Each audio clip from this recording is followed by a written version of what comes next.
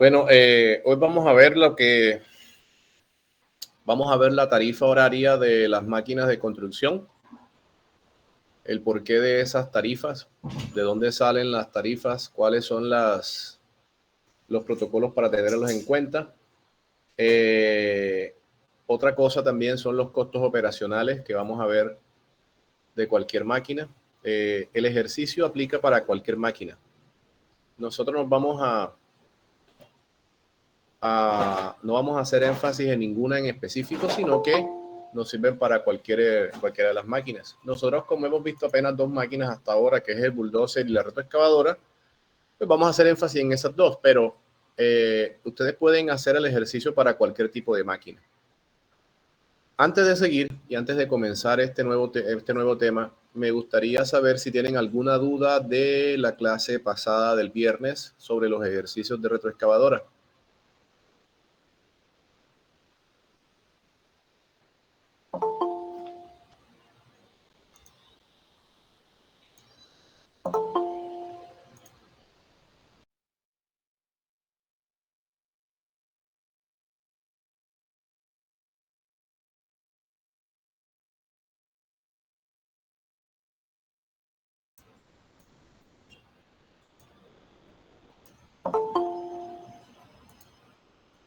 No hay dudas.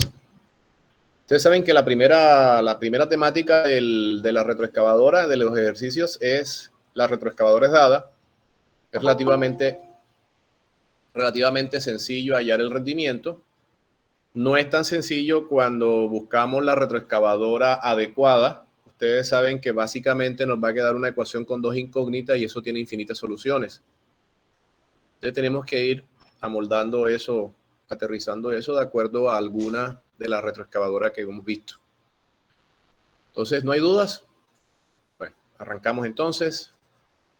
Aquí guardé, tengo la clase como clase número 12, tarifa horaria y costos operacionales.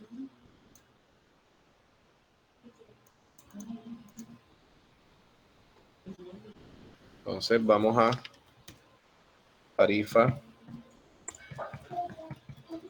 horaria y costos operacionales.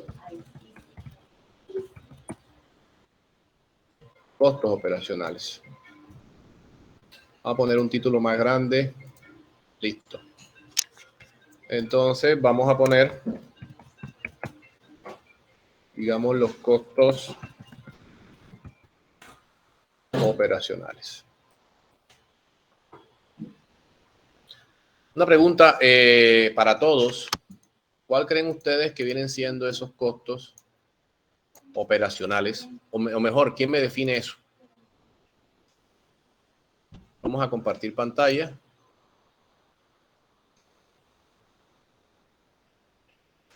Esto es lo que me refería. Tarifa horaria y costos operacionales, costos operacionales. Están viendo acá una hoja de Excel, ¿verdad?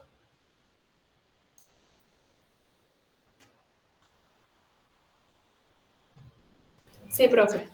Ok, listo. Uno. Bueno. ¿Cuáles creen ustedes que son esos costos operacionales?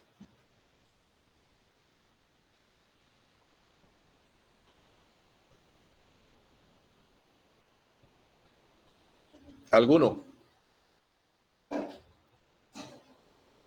Estamos hablando de unos 7 costos operacionales, dentro de los cuales están los mantenimientos, permisos, impuestos, combustible, consumibles. Buenas tardes, profesor.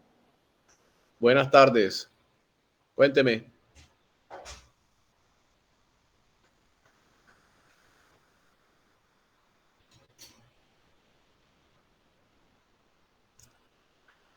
Bueno. Listo. Entonces, arranquemos.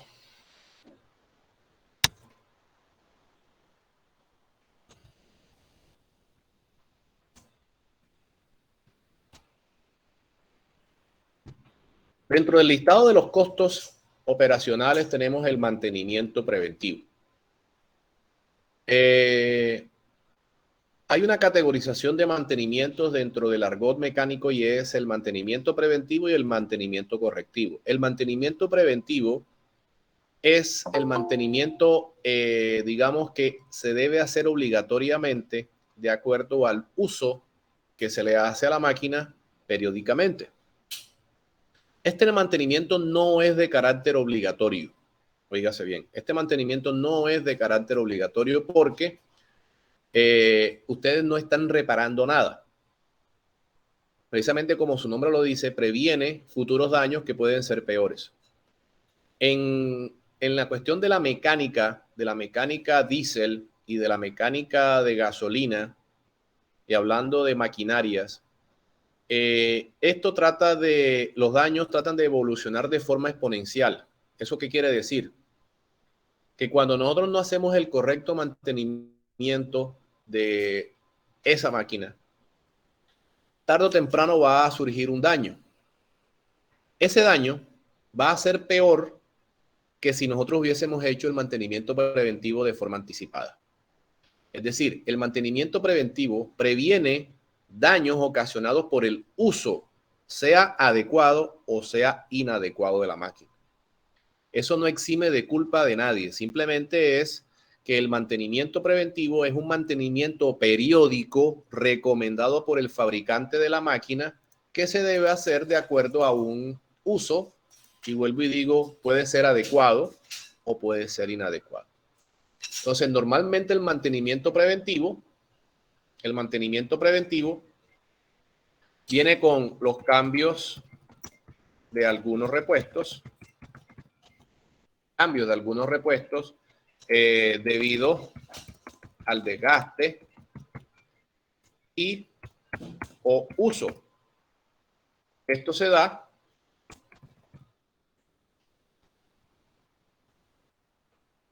de acuerdo al mantenimiento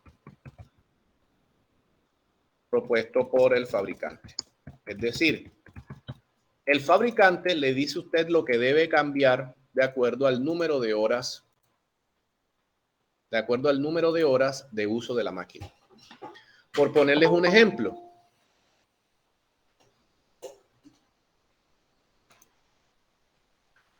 ¿quiénes de los que están aquí presentes tienen motocicletas o vehículos?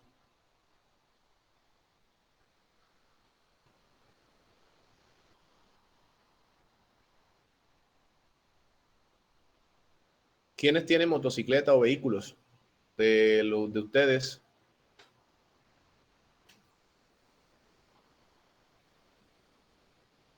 ¿Nadie? Yo, profe. Ok. Uno de mis papás. Listo. ¿Pero has hecho alguna vez el mantenimiento de ese vehículo, de esa moto? Pues de carro, lo que es mantenimiento de cambio de aceite, revisión de amortiguadores, los líquidos que lleva el carro, lo que es el hidráulico, cómo se está comportando el radiador. Ven acá. ¿Y qué clase de vehículo es que tiene líquido hidráulico? Es una camioneta. ¿Y qué líquido hidráulico tiene? Es de la dirección. ¿Será líquido de freno? No. Líquido de freno ese es aceite de transmisión. Lo que pasa es que, bueno, sí le pueden llamar aceite hidráulico. Pero técnicamente no es un aceite hidráulico, es un aceite de transmisión. Es el que va en la botella de la dirección. ¿A ese te refieres? Sí, ese. Pero también le llaman hidráulico. Porque sí, porque maneja lo que pasa es esto. Ven acá y te explico. Lo que pasa es que el accionar de la dirección es de forma mecánica. ¿Sí? Una barra de dirección que está en una botella. Lo que pasa es que tiene un impulsor hidráulico que viene con la potencia del motor. El motor de combustión hace girar una polea y hay una bomba hidráulica que le da presión a esa palanca y la mueve, es decir, para que la dirección esté más suave. Cuando tú vayas a doblar las curvas, tenga la dirección dura. Pero técnicamente el aceite que está adentro no es hidráulico, es un aceite de transmisión. Pero bueno, eso no importa. El aceite de motor y el aceite de transmisión. Normalmente los vehículos tienen dos tipos de aceite, el aceite de transmisión y el aceite de motor. También hay el líquido de frenos, líquido de refrigerante, inclusive el agua También porque el agua ustedes la colocan en el limpia parabrisas, el que limpia el que salen los chorritos que limpian los parabrisas. Todo eso se parte del mantenimiento. Pero también, según la marca del vehículo, según la marca del carro, según la fábrica, ellos te dicen que periódicamente hay que cambiar algunos repuestos porque se van desgastando. Te voy a comentar algo. Normalmente los vehículos que utilizan correa de distribución, ¿se acuerdan de cuál es la correa de distribución? Correa del tiempo, correa de distribución o correa de sincronización. ¿Quién me dice qué es? No la busquen en internet. Acuérdense de lo que hablamos los primeros días de clase. ¿No se acuerdan? Bueno. Profe, esa es la misma de correa del ilustración, tiempo. pero no me acuerdo de realmente cómo explicarlo con palabras. Usted lo mostró, Profe, no, esa no me es la acuerdo. que está... Néstor, explícalo en tus palabras, no importa. Aquí estamos No para es esa aprender, correa que hace habla que como te desenvuelvas sí, mejor. no es esa correa que hace que los pistones suban y bajen. No, lo que hace que los pistones suban y bajan es el giro del cigüeñal. Pero esa correa no es la que hace que pues un ciclo de algo. Sí. Solo que no recuerdo bien. Bueno, ¿quién más quiere aportar? Juliana, creo que tocaste el micrófono, dime. Sí, profe, se me olvidó. O sea, es lo que hace que se sincronice el ciclo de los pistones con... Ay, ¿cómo es que se llama la barra esa que está horrible? El árbol de leva, algo así. Sí, exactamente eso. Ah, Lo que pasa es que el bloque del motor donde van insertados los cilindros, que van los pistones dentro de él, ellos suben y bajan. Cuando comienza el ciclo, cuando el pistón comienza a bajar, la válvula de admisión, o sea, por donde entra la mezcla de gasolina y aire o donde entra el ACPM, diésel pulverizado, tiene que bajar la válvula. Cuando sube, tienen que cerrarse toda la válvula para que haya la compresión y luego hay que ocurrir una chispa en el caso del motor de gasolina, y cuando ocurre en el ciclo diésel, pues hay una inyección de combustible, hay la explosión, el pistón baja, vuelve a subir y la parte de las bielas, perdón, la parte de las válvulas de escape tienen que abrirse. Esa sincronía, ese ballet, ese baile que tienen las válvulas de abrirse en determinado momento, y eso es controlado por esa correa de distribución o correa del tiempo, que normalmente es una correa hecha a base de caucho. Ustedes saben que el caucho con los rayos ultravioleta, con el polvo, se deteriora, a pesar de que eso está dentro de una carcasa protectora, está a altísimas temperaturas, está supeditado al polvo, a la basura, etcétera. Se cristaliza, profe. Exacto, gracias. Se cristaliza, se daña, y el propietario no, la fábrica o la marca del vehículo recomienda cambiarla en X cantidad de kilómetros. Nosotros acá, como no recorremos kilómetros, recorremos tiempo, por decirlo así de esa manera, y hay que cambiarlo con base en una duración. En el caso de las máquinas, normalmente se cambia a las 1000 horas, 2000 horas, 3000 horas. Eso depende de la marca, si es Caterpillar, Kobelco, Komatsu, John Deere, etcétera. Normalmente en los vehículos automotores de gasolina se cambian a los 40.000 o 50.000 kilómetros. Hay motores que tienen correa de caucho, hay motores que tienen cadenilla, como la cadena de una bicicleta o la cadenilla de una moto, y es más durable. Pero igual ella pierde tensión, se deteriora, y eso hay que cambiarlo. ¿Por qué hay que cambiarlo? Porque cuando hay una desincronía, cuando la válvula abre fuera de tiempo y ese pistón sube y la válvula abre, normalmente ocurre un choque entre la cabeza del pistón y la válvula. Cuando eso ocurre, el daño es catastrófico. La válvula puede salir disparada, sale fuera del motor, hay una explosión del motor y el daño es irreparable. Entonces hay que evitar eso haciéndole los mantenimientos preventivos. Y le estoy comentando uno solo de tantos mantenimientos preventivos que hay. Normalmente hay que cambiar los empaques, algunos repuestos que se desgastan con el uso. Y pues fíjense, las llantas de los vehículos se desgastan con el uso. Una llanta puede durar alrededor de 2 años o 50.000 kilómetros. Y las llantas hay que cambiarlas. Entonces, ¿a dónde apunto con estos mantenimientos preventivos? Como bien lo dije aquí, estos mantenimientos preventivos no son obligatorios. Eso lo dije, no lo voy a dejar por escrito, pero lo estoy diciendo. Estos mantenimientos preventivos vamos a escribirlo, no son obligatorios, hablando sensatamente, no son obligatorios, pero se deben hacer siguiendo las pautas del fabricante. Es decir, usted hace lo que el fabricante le dice, viene un manual, eso viene, cuando usted compra un vehículo de esto le entregan un librito. Ese librito son todas las cosas que usted debe hacer. Entonces, ¿a dónde apunto con esto? Por ejemplo, en el caso particular de las motocicletas, de los vehículos automotores, sean diésel o de gasolina, muchas veces cuando se desgasta el motor o cuando se desgasta el propio vehículo, cuando las llantas, por ejemplo, ya están lisas, muchas personas no compran las mejores llantas, sino que compran llantas, como llamamos nosotros, reencauchadas, son llantas recicladas.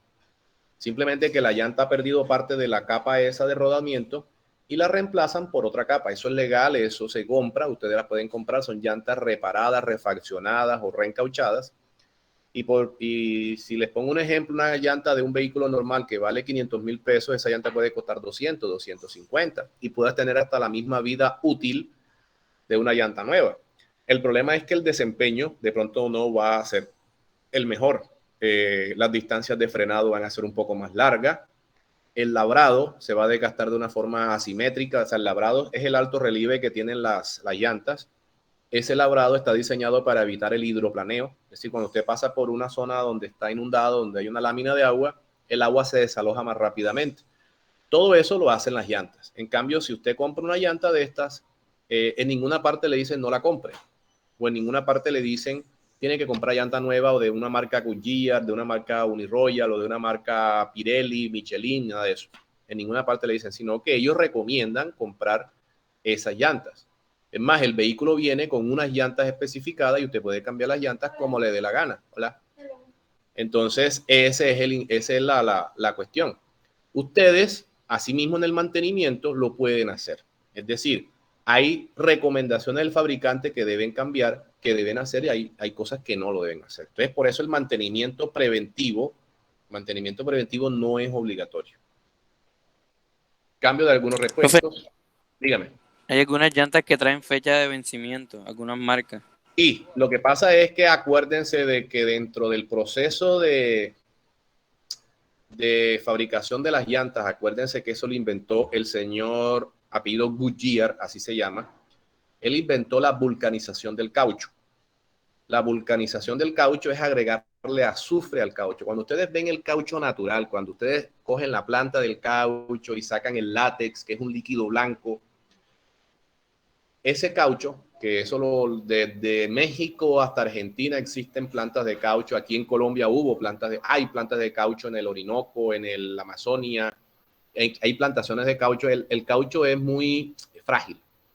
El caucho es muy frágil. Entonces, este señor Goodyear, hace como 100 años, 100 y pico de años, le agregó azufre al caucho y creó lo que nosotros llamamos la vulcanización del caucho. Hizo el caucho más resistente, más elástico, etcétera. Pero el problema del caucho es que lo afecta los rayos ultravioleta. Los rayos ultravioleta deterioran el caucho, lo cristalizan. Entonces, por eso las fabricantes ponen fecha de vencimiento a ese caucho. Entonces, a veces los cauchos no se vencen por el uso, sino que se vencen por tiempo. Eso también hay que tenerlo presente. Y gracias por el aporte. ¿Quién fue? Profe, yo hablé, pero no sé, fui yo. Sí, claro. Profe, es que uno de los factores que más afecta al caucho son los cambios de temperatura. Los cambios de temperatura, porque eso hacen que el material se vaya deteriorando más. Bueno, aquí estamos para aprender y eso está bueno. Miren, por ejemplo, yo a mi camioneta yo no le echo aire, yo le echo nitrógeno. El nitrógeno, a pesar de que uno de los componentes del aire, ustedes saben que el aire está compuesto por 78% de nitrógeno, 21% de oxígeno y un 1% de otros gases. CO2, argón, xenón y todo ese poco de gases nobles. El nitrógeno tiene una particularidad. Nitrógeno, no hidrógeno, nitrógeno. Eso no vale más, eso no vale mucho. Lo único que tiene que cambiar las válvulas especiales del aire por unas válvulas normales, válvulas de nitrógeno, y eso vale 2,000 pesos, 3,000 pesos la echada del nitrógeno. El nitrógeno tiene una particularidad y es que no cambia mucho de volumen con los cambios de temperatura. Cuando usted coge y viene, por ejemplo, de Corozal a todo timbal al mediodía y sus llantas tienen aire y usted le mide la presión, a veces la presión se dispara a 35, 36 PSI. Cuando usted hace el mismo experimento, pero en su casa, cuando el carro está frío, antes de prenderlo, antes de circular con él, le marca 28 grados, 28 PSI. La diferencia de presión es por la temperatura. A mayor temperatura, mayor presión. Entonces, la mejor manera de medir la presión de llenado de las llantas es cuando el carro está frío. Esa es la mejor presión. Por ejemplo, en el carro mío particular es de 30 PSI. Yo lleno mis llantas a 30 PSI cuando yo salgo de mi casa y enseguida voy a la llantería antes de que el carro se caliente, las llantas circulen mucho y eso, y la llenan con nitrógeno y uno le da una propina, cualquier cosa al muchacho ese. Eso es bueno por esa parte.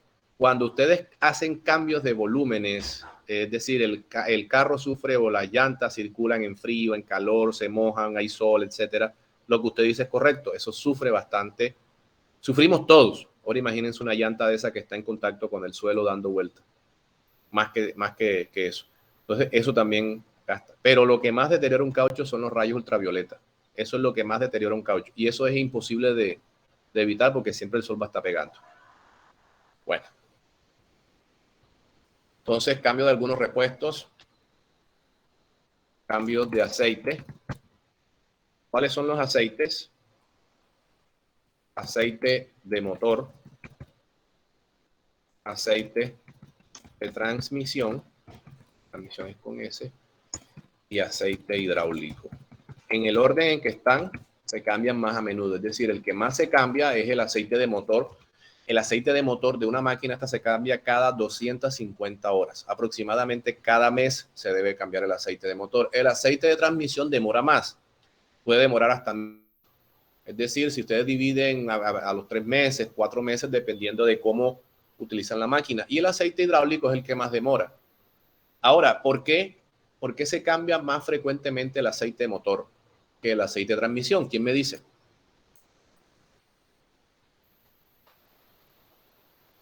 ¿Por qué se cambia más frecuentemente el aceite de motor que el aceite de transmisión y que el hidráulico?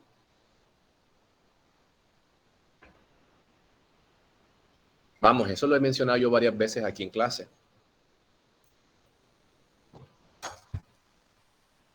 Profe, disculpe, ¿me puedes repetir la pregunta? Claro, ¿por qué se cambia más frecuentemente el aceite de motor que el aceite de transmisión o hidráulico?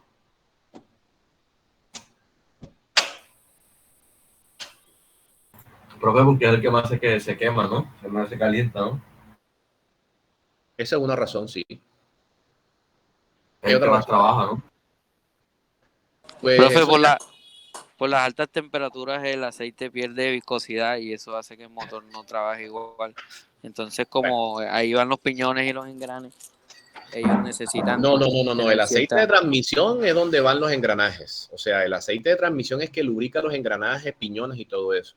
El aceite de motor no lubrica ningunos piñones.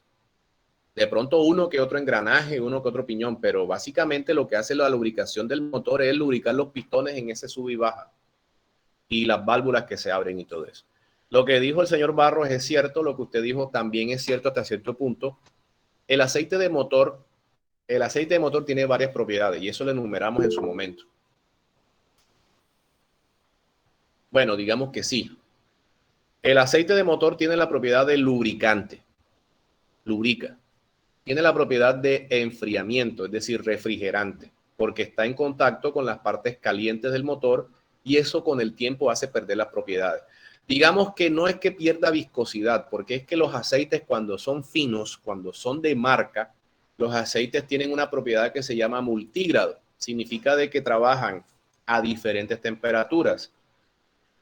Los extremos son malos para el aceite, es decir, un aceite en frío trata de ser demasiado viscoso y es muy difícil de bombear porque es demasiado viscoso. Precisamente eso se cambió con los aceites modernos. Los aceites modernos significan que la viscosidad no cambia a pesar de las diferencias de temperatura. Ustedes saben que el punto más crítico de un motor es el encendido. en frío. Cuando en las mañanas ustedes encienden un motor, ese es el punto más crítico porque todo el aceite se ha decantado por la gravedad y está en el reservorio que se llama cárter.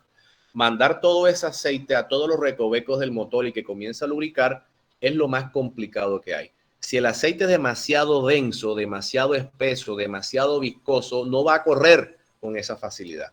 Por eso necesitamos en frío un aceite que no tenga una alta viscosidad, sino una baja viscosidad, precisamente para que sea, digamos, más líquido y pueda recorrer más rápidamente todas las partes para lubricar. Mientras que cuando el motor está caliente, el aceite tiende a ser menos viscoso. Entonces lo que buscamos es que haya cierta viscosidad que no pierda las propiedades ni de viscosidad, ni de detergencia, ni de refrigeración que debe tener. Esas son las tres principales propiedades del aceite: lubricante, refrigerante y detergente. También tiene otra que es antiespumante. ¿Por qué? Porque el aceite lo lanzan con chorros por debajo de los pistones cuando están subiendo, y si el aceite comienza a hacer espuma, pues pierde las propiedades porque las burbujas de aire no van a lubricar bien o de forma correcta. Entonces también tiene que ser antiespumante, es decir, usted lo puede agitar, lo puede mover y no puede producir burbujas. Eso es una propiedad de los aceites. Los aceites tienen demasiados aditivos que mejoran la calidad del aceite, por eso uno no puede escatimar en el aceite. O sea, siempre tienes que comprar el que recomienda el fabricante o el mejor del rango que vamos a hacer. Y precisamente esa parte, esas tres principales propiedades son las que hacen precisamente que el aceite se deteriore con el uso. El aceite... Profe, dígame. una pregunta. Para las máquinas, o sea, de construcción y eso, ¿qué aceite recomienda? ¿Usan un aceite sintético o usan cualquiera de los dos? semisintético?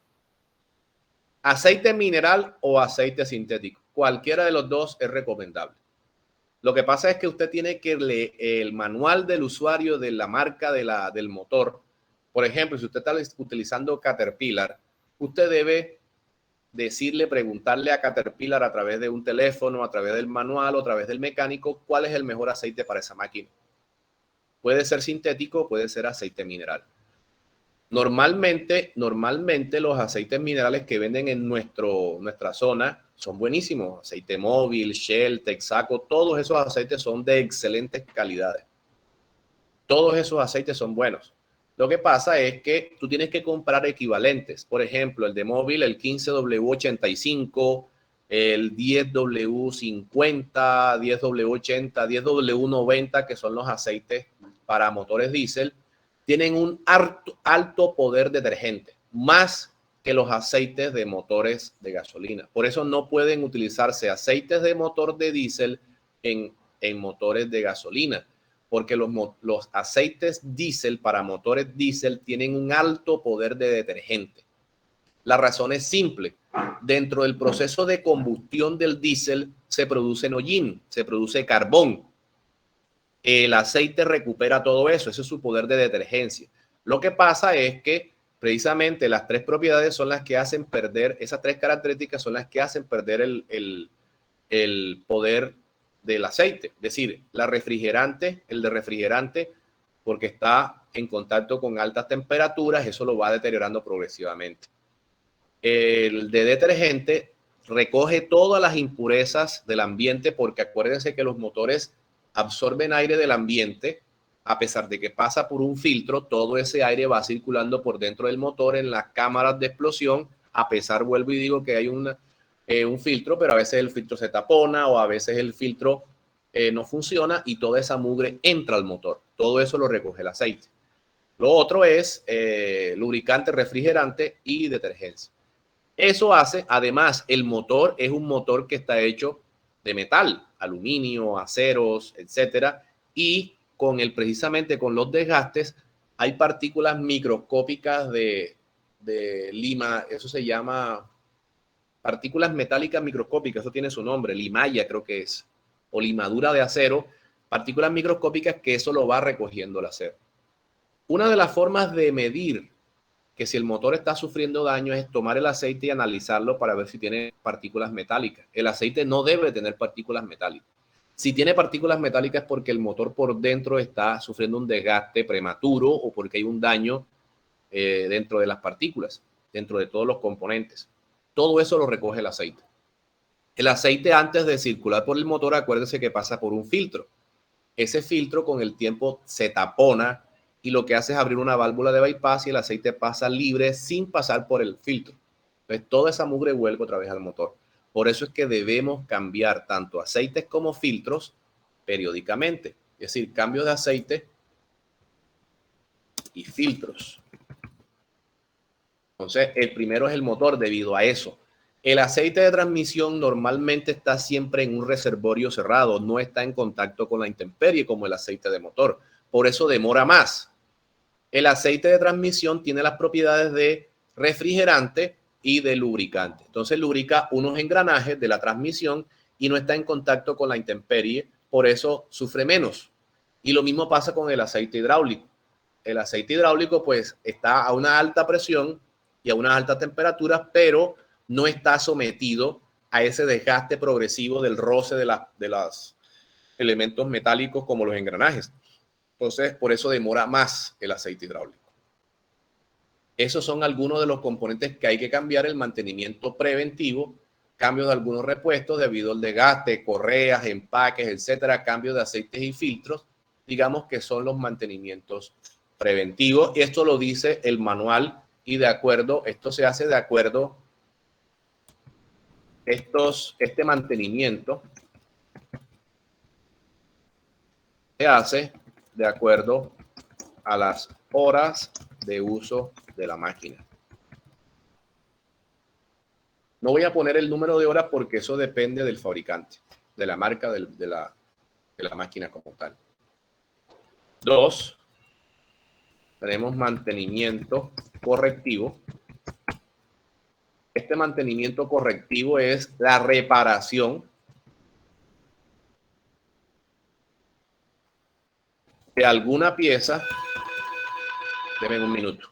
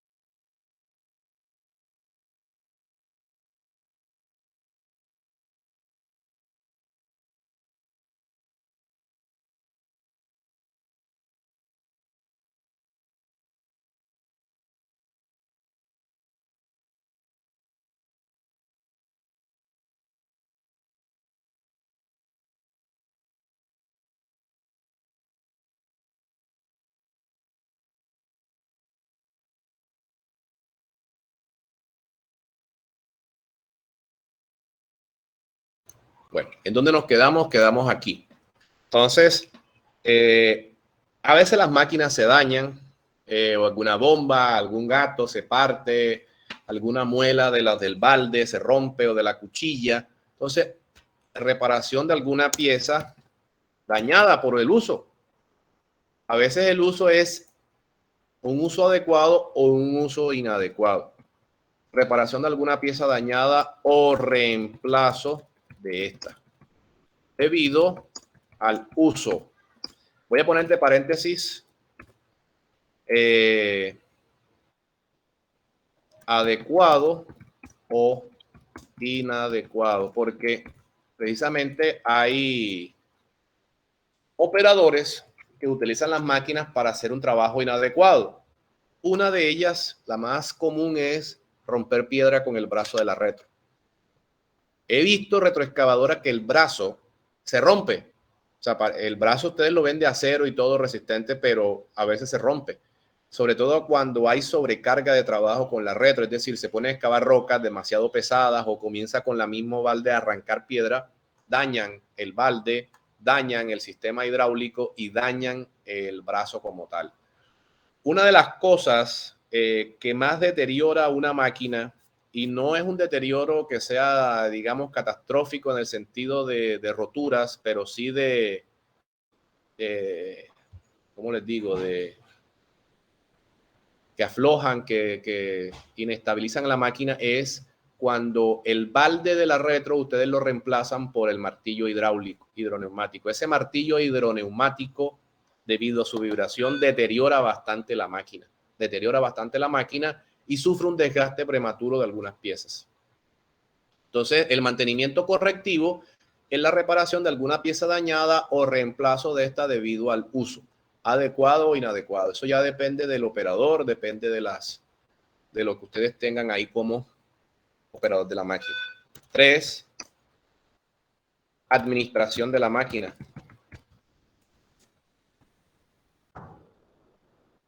Esta administración de la máquina es, digamos, el pago del administrador o capataz de la máquina. Su transporte. Vamos a buscar mejor vehículo para transporte de repuestos, combustibles, aceites, mecánico, etcétera. Es decir, es una máquina, una camioneta que normalmente ustedes utilizan para eso. Yo siempre pongo de ejemplo esto. Aquí tengo unas fotografías que siempre me gusta. Yo esta fotografía creo que se las mostré. Vamos a mostrárselas de nuevo. Por aquí tengo una.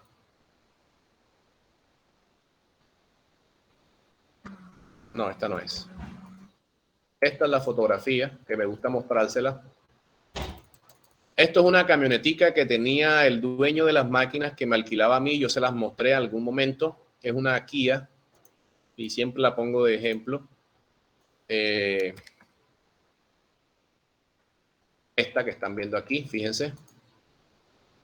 Precisamente esta es la que estaba utilizando esta señora. Es una Kia. La pongo de ejemplo, no necesariamente. Yo no trabajo en la Kia, ni les hago propaganda, ni me dan comisión, ni nada, pero a mí me pareció curioso esta camioneta porque es económica, bastante versátil y pues tiene esta capacidad aquí de 1 tonelada. Ustedes atrás colocan un tanque. Miren esto. Aquí alcanzan a ver un tanque aquí. Este tanque que es como de color beige, que tiene aproximadamente 1 metro cúbico de capacidad y ustedes suministran el combustible a las diferentes máquinas. Una cosa que me causó curiosidad es que esta gente no tenía ningún tipo de forma de trasvasar el combustible. ¿Qué hacían? Metían una manguera por la tapa de la parte de arriba del tanque, chupaban de la manguera y llenaban una pimpina. Ustedes saben que la pimpina tiene 5 galones, tiene casi 19 litros. Una pimpina tiene 5 galones y un galón tiene ¿cuántos litros? ¿Cuántos litros tiene un galón? 3.785 litros.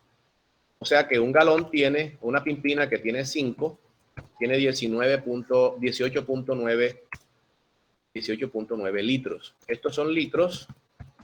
Esto es un galón. Esto es una pimpina. El nombre técnico es un cuñete. Son 5 galones, es decir, que cuando usted llena el cuñete hasta el tope hace los 20 litros que normalmente los cuantifica de esa manera. Imagínense, entonces cogían la manguera, chupaban, hacían el sifonamiento de eso, llenaban la pimpina, cogían la pimpina, la ponían en el hombro, llegaban donde estaba el tanque de la retro, en ese caso, chupaban otra vez con la manguera la pimpina y lo echaban en el tanque de combustible de la máquina. Eso, ¿qué les digo yo? Eso daba 20 minutos porque una máquina de esta se gastaba 4 o 5 pimpinas y entre cada trasvase de cada pimpina demoraban 5 minutos.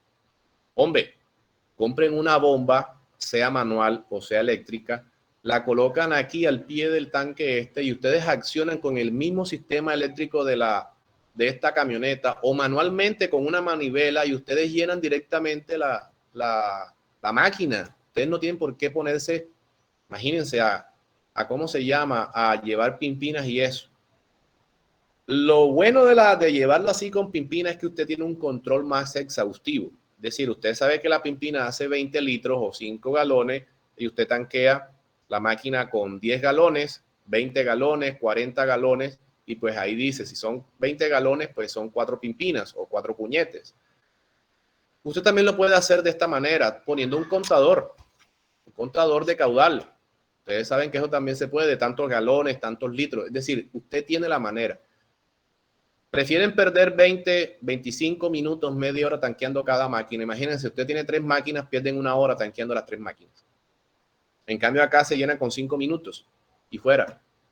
Además, usted siempre sabe que este tanque hace 70, 80 galones y sabe cuántos son el consumo de sus máquinas. Yo más adelante les muestro más o menos cuál va a ser el consumo. Entonces, esto es primordial, fundamental a la hora de esto. Es decir, el administrador, no es con S, sino con R, o capataz de las máquinas, el transporte de ellos. Esta máquina sirve para transportar todo. Repuestos, combustibles, aceite, mecánico. De antemano les digo, todos, incluyendo el dueño de las máquinas, tiene que saber de mecánica. Es decir, el administrador no solamente es el que está pendiente de las máquinas y del consumo horario, también tiene que estar pendiente de su mantenimiento. Es decir, esta persona debe ser capacitada en el arte de la mecánica, sobre todo en la mecánica diésel. Entonces, a esto punto con este asunto acá, porque, y me van a perdonar con este comentario, voy a ser un poquito crudo, pero es así. Este gremio tradicionalmente es un gremio masculino, el gremio de las máquinas de construcción. Pero no está de más que las señoritas presentes en esta clase, las futuras ingenieras civiles, tengan ese conocimiento. Imagínense, por ejemplo, a la señorita Samaris Pérez Ramos,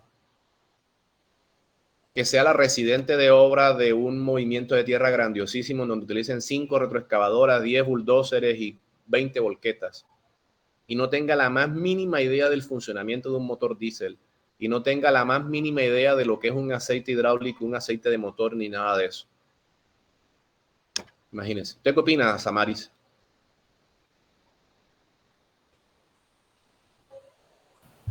Así es, profe, hay que aprender. Exactamente. Otra pregunta capciosa. ¿Alguno de ustedes no sabe conducir vehículos? Vehículos de 4 ruedas. Yo, Bueno, Juliana. Eres Juliana, ¿verdad? Porque salió acá y no sabía si eras tú. sí, profe. Bueno, Juliana. Me imagino que eres mayor de edad. Juliana. Un consejo. Cuando comiences a ganar dinero, cuando trabajes o tengas la oportunidad, haz el curso de conducción y saca tu licencia de conducción. Ya lo estoy haciendo, profe. Imagínate por un momento de que yo tenga un trabajo en zona rural de Sahagún, Córdoba, y yo te contrate. De pronto tú ahora a final de semestre yo miro las notas y tú fuiste la alumna que más, o sea, que mejor te fue conmigo, de todos. Estoy haciendo un ejemplo porque eso me pasó hace 2 años. Yo contraté a... se me olvidó el nombre. Ya le digo, Yaira Cáliz se llama. Déjeme un minuto, yo tengo aquí... Yaira Cáliz, y ella es ingeniera civil de Sahagún, graduada de aquí de la Universidad de Sucre, yo le di clase, y ella fue una de mis mejores alumnas. Como ella vivía en la zona, en Sahagún, yo la contraté a ella para precisamente un movimiento de tierra. Es más, en la foto ella aparece, mírenla, es esta que está detrás de la moto, la que tiene el bolso negro, es ella. No, tampoco sabía manejar. Tienen que saber manejar. Imagínense que yo, por ejemplo, que ya yo sea dueño de máquina, que yo espero que no sea así, y pues tenga una camioneta a disposición de la ingeniera residente y le diga, bueno, coge la camioneta, lleva un repuesto a tal parte, después vienes por el combustible y luego vas por los repuestos y el mecánico, y dice, no sabe manejar. ¿Cómo quedan ustedes? Así es, profe. Profe, precisamente por eso lo estoy haciendo, porque ya me encuentro como laborando y tengo la posibilidad de trabajar en otro lugar después y como que ya me dijeron, ve haciendo el curso porque lo necesitas. Claro. Es que no es una cuestión de que sí, de que no, ni que nada de eso. Mire, ustedes están estudiando ingeniería civil. Ingeniería civil es, olvídense de la casa de papi y de mami. Yo recién graduado me fui para la mina de Cerro Matoso en Córdoba. De 22 años me fui para Cerro Matoso en Montelíbano, Córdoba. Allá me levantaba a las 5 de la mañana. A las 6 de la mañana me iba para el parque de Montelíbano, a las 6:15 pasaba el bus, nos dejaba como a las 6:45 en la mina y de ahí íbamos al frente de trabajo hasta las 5 de la tarde. Montelíbano está a 40 grados de temperatura, pasa el río San Jorge cerquita, hace una humedad relativa por encima del 80% y allá te deshidratas como el carajo tomando agua y tomando helado, comiendo helado. Afortunadamente hay una máquina de helado en el casino de la mina, podías tomar el helado que te diera la gana después del almuerzo. Pero ese era una cuestión desgastante físicamente y todo eso. Entonces no vayan a pensar de que siempre van a trabajar aquí en Sincelejo, en la casa de papi y de mami. Van a trabajar en el monte, van a necesitar carro, van a utilizar un carro, las van a poner a hacer, a administrar obras, a administrar vehículos, se los digo por experiencia propia. Entonces, no tienen porque nadie está en la obligación, deben tener en lo posible conocimientos mínimos de mecánica. Afortunadamente yo por ahí les estoy dando algunas ayudas y ustedes tienen que saber, eso sí, tienen que saber manejar un vehículo. No aprendan en carro automático. Juliana, tú estás aprendiendo que en carro mecánico, o sea, con embrague, mete primera, Sí, segunda, claro, tercera. profe. No Apenas aprendan, estoy en la teoría, pero pues sí, la idea bueno, es esa. no aprendan en carro automático. El carro automático solamente tiene acelerador y freno. El día que comiencen con un carro de cloche, o sea, de embrague, subiendo una loma que se les va para atrás, ahí pelan el cobre. Entonces, aprendan a manejar en vehículos con embrague, es decir, con cambios.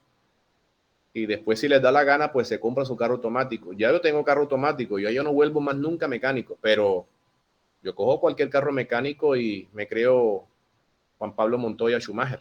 A mí me gusta Torero. A mí me gusta correr los carros. Bueno, en fin, eso ustedes tienen que tenerlo presente. Afortunadamente también cuando yo trabajé en Cerro Matoso, a mí me daban una camioneta y uno tenía que desenvolverse perfectamente. Entonces, hagan lo posible. Yo creo que el pase es costoso. ¿Cuánto te vale eso, Juliana? Perdona la pregunta. ¿Cuánto te vale todo el curso? 1.200.000 todo. Bueno, a mí me salió por menos porque ya yo sabía manejar. Yo tenía un tío que me enseñó a manejar desde los 8 o 10 años, mi papá también, afortunadamente, y pues yo sabía manejar. Yo solamente lo que hice fue la cuestión esa del examen visual, la cuestión esa que lo ponen ahí y paga uno menos. Pero ustedes tienen que hacer las cosas desde cero, hagan el curso, aprendan, y eso es Sí, bueno. y es mejor porque te enseñan como técnicas, te enseñan como Sí. manejo con el tránsito. No, y sobre todo te enseñan las normas, la SR01, señal reglamentaria, si mal no estoy, es PARE. La Ajá. SR02 es ceda al paso, la SI, que son señales informativas, la SP, que son señales preventivas, que tienen colores, por ejemplo, las reglamentarias son rojo con blanco, las informativas son verde con blanco, las preventivas no sé de qué color son, amarillas creo que son. Bueno, en fin, pero sí sé que las señales reglamentarias como pares son rojas y blancos. Eso está un catálogo en las escuelas, está ahí, eso lo pueden bajar de internet, eso tampoco tienen que aprendérselo. Pero yo Sí, creo hay que aplicaciones para eso lo eso. dan en vías, creo que uno lo da en vías, en tránsito, en vías 2 lo da uno. Ajá. Bueno, fíjense, uno va aprendiendo cositas, uno va aprendiendo mañas y todo eso. Espero que ustedes no aprendan las mañas inadecuadas con las máquinas, ¿oyeron? Esto da para malas mañas. Esto da para malas mañas, ¿oyeron? Esto que estoy señalando. No voy a apuntar eso, pero esto da para malas mañas, ¿oyeron? Y ustedes saben a qué me refiero. Hay robo de combustible, robos de aceite y eso. Miren, ustedes, y es un consejo que les doy, a mí me gusta hablar de estos temas porque eso me parece fundamental. Yo no es que voy a hablar en general. Los ingenieros civiles están en el tope, digamos, de la cadena alimenticia. ¿Por qué? Nosotros no nos podemos ¿A dónde apunto con esto? Vamos a ver si no soy un poquito crudo. Nosotros no nos vamos a enlodar robándonos un galón de gasolina. Nosotros no nos vamos a enlodar robándonos una pimpina de aceite que vale 50,000, 60,000 pesos. O sea, nosotros no estamos para eso. Normalmente los operadores de las máquinas, algunos tienen esa mala costumbre. Tú le das a un capataz de una máquina de estas, le das un metro cúbico de ACPM. ¿Cuánto tiene un metro cúbico de ACPM? Más 1,000 litros entre 3.785, estamos hablando de 265 galones. Metro cúbico. Es decir, ellos cogen 2, 3 galones, 5 galones y los venden. O van a tanquear la máquina con 20 galones y no le echan 20, sino 18. Estoy poniendo un ejemplo. Ustedes se roban 2 galones de ACPM. Un galón de ACPM vale 8,500 pesos. O sea, se roban 17, 20,000, 30,000 pesos de galón. Yo les hago una pregunta. Y perdonen que sea así. Uno que se gana 10, 15 millones de pesos, 20 millones de pesos en un contrato de esto. Ustedes vieron cuánto me costó el contrato de ovejas, ¿verdad? Del parque de ovejas. No. No, bueno. Por eso estoy diciendo, no vayan a pensar nada malo.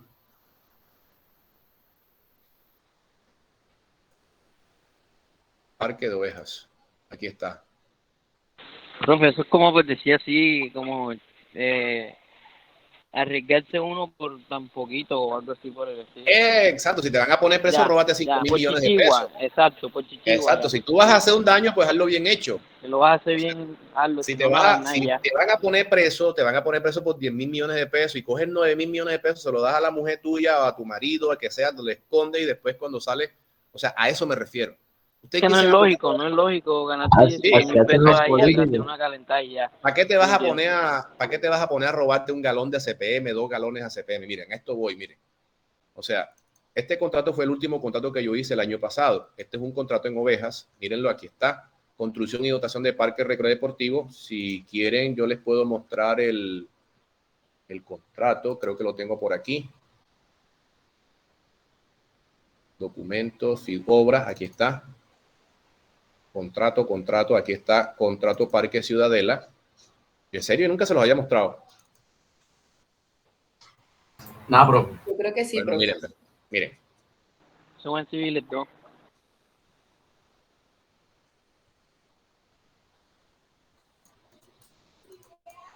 Miren, ¿quién es el representante legal del consorcio contratista? Yo. ¿Nombre de quién está el contrato? Yo. Aquí está. Mire, Consorcio de Parque Ovejas, representante legal Fabián Manotas Ortega, dirección, está la dirección de la calle, de la casa de mis papás. Bueno, en fin, ahí está la dirección. Este es el contrato que hice en Ovejas. El valor del contrato es de 1,000 y pico millones. Aquí está el presupuesto general, aquí está el contrato. Miren el valor del contrato. Este contrato tuvo una adición de 315 millones de pesos, o sea, terminó costando casi 1,400,000 y pico.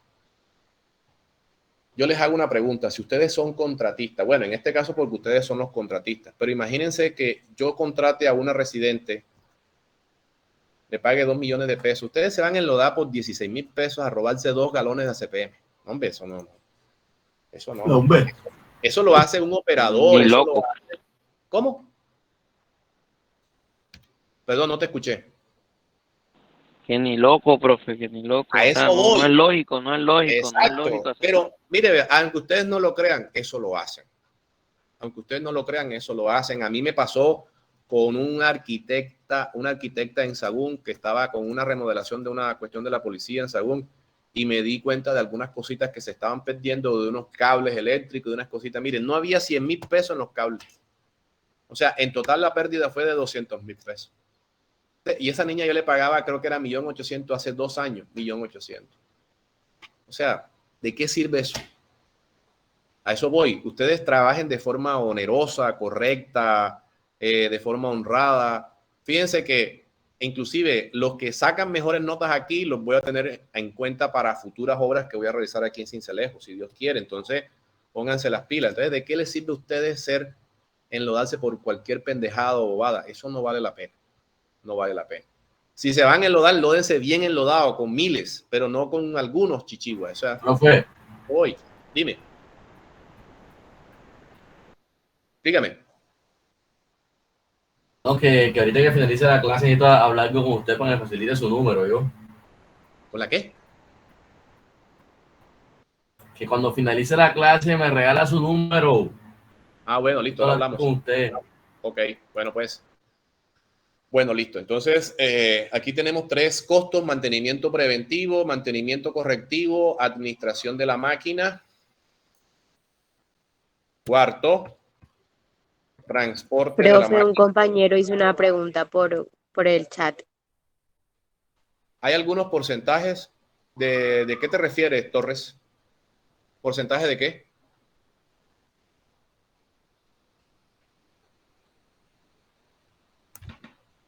No entendí la Que cómo pregunta. cobran por los Pregunta que trabajos. cómo Eso cobra es su con el trabajo. O sea, AI1. O sea, ¿cómo cobro yo? No entiendo. dice, O sea, profe, como siempre cuánto, te como cuánto se pregunta, ganó, bro. ¿cómo cobramos por nuestros trabajos? Por el porcentaje ¿Hay de algunos IU. porcentajes? No, lo que pasa es que ustedes saben que cobran el porcentaje de AUI que vale. Ah, ya, listo. Bueno, depende de la obra. O sea, eso depende. Voy a contestarle. Cuando ustedes hacen consultorías, cuando ustedes hacen diseños estructurales, hidráulicos, diseños arquitectónicos, porque también lo pueden hacer, normalmente hay unas tarifas de 1.500 a 2.000 pesos por metro cuadrado.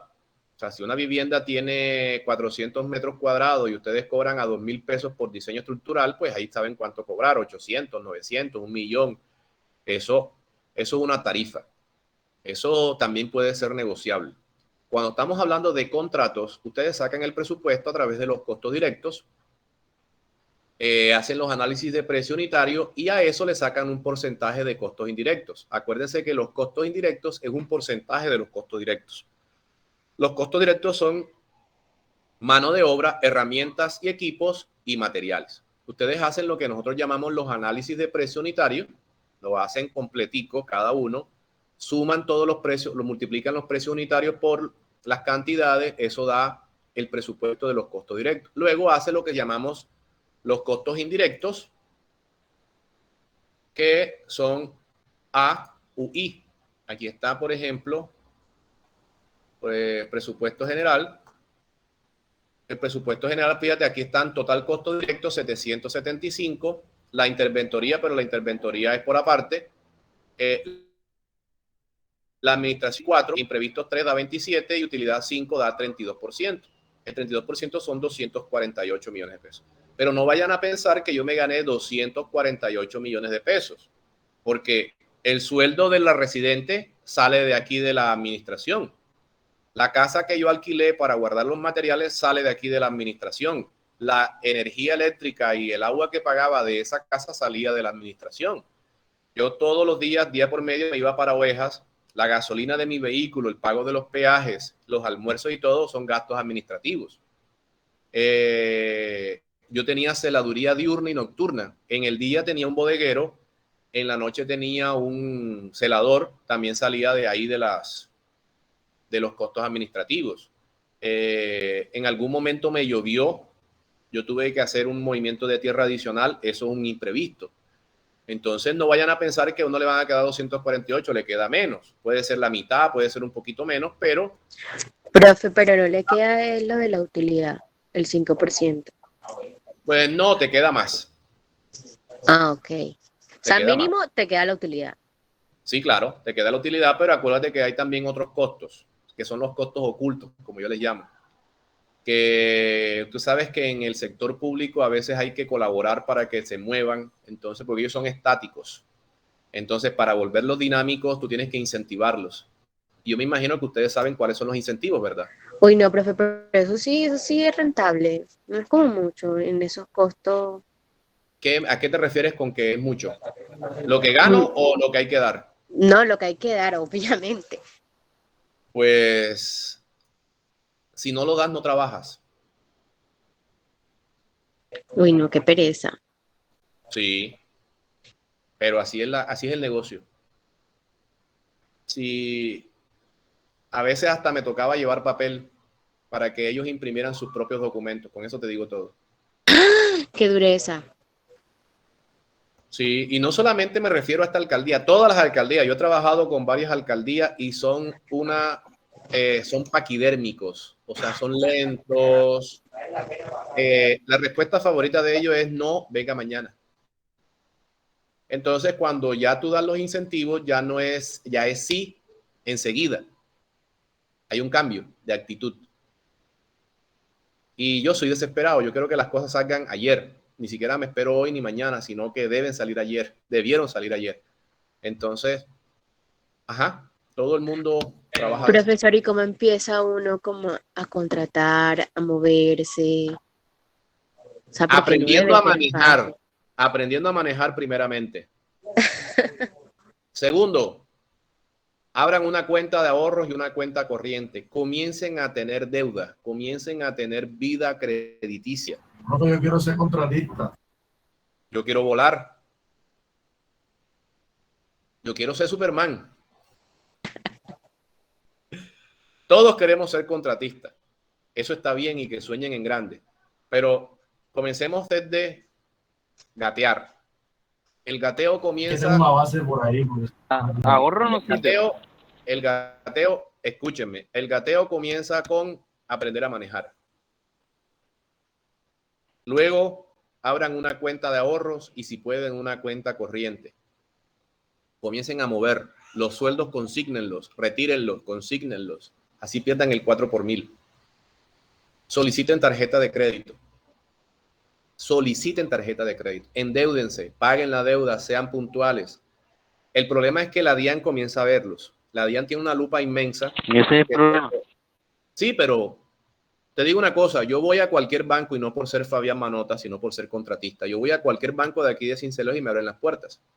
A mí me llegan correos semanalmente ofreciéndome créditos blandos, bajo intereses. No los tomo porque yo no me voy a endeudar más de lo que estoy y no los necesito en estos momentos. Por ejemplo, aquí de Coasmedas, yo estoy afiliado a Coasmedas como socio. Todos pueden ser afiliados a Coasmedas. Pagas la cuota de manutención mensual que vale 110,000 pesos y eres socio de Coasmedas. Te llegan solicitudes de compra de vehículos. ¿Para qué? Si yo tengo un vehículo relativamente nuevo, entonces ¿para qué voy a comprar carro? Y eso te abre la vida crediticia. Entonces, si tú no pagas impuestos, todos pagamos impuestos, pero cuando tú comienzas a tener riqueza, cuando comienzas a adquirir riqueza, tienes que pagar impuestos sobre ese patrimonio. Eso se llama impuesto de renta.